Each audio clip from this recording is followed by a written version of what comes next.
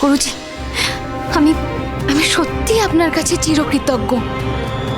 আপনি আপনি আমাকে এত বড় একটা সুযোগ করে দিয়েছেন।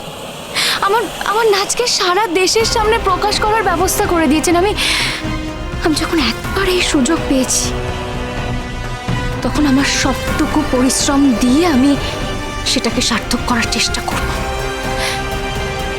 তোমার মধ্যে কোনো যোগ্যতা নেই।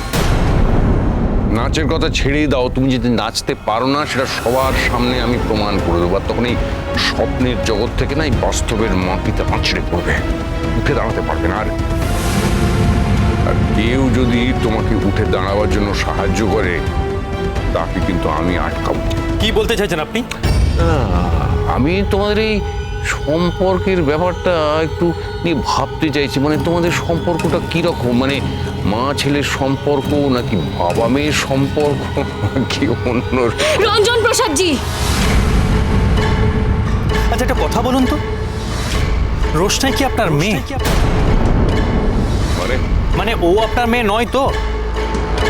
কি ব্যাপার, রুদ্রকে এই ঘটনাটা জানে?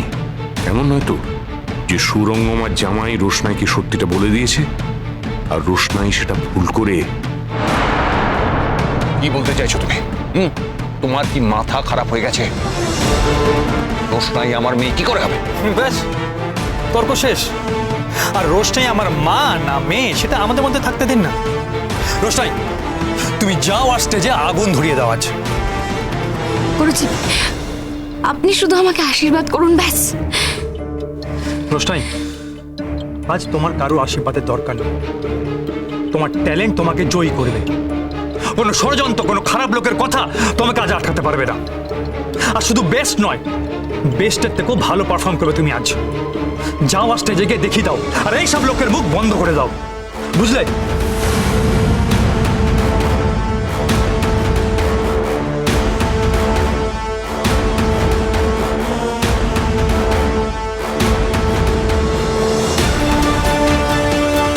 পিপিলিকার পাখা ওড়ে মরিবার তরে। ওড়ো রোশনাই, সারা জীবনের মতো উড়ে নাও। সময় এলে আমি তোমাকে দু পায়ে পিষে মারব। খুঁজে পাচ্ছ না মানে?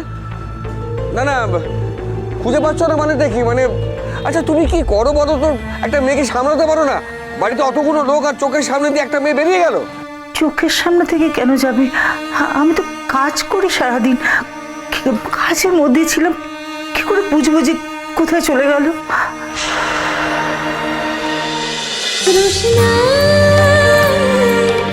রোশনাই সোম থেকে রবি প্রতিদিন রাত 10টায় স্টার জলসায় ও ডিজনি প্লাস হটস্টারে।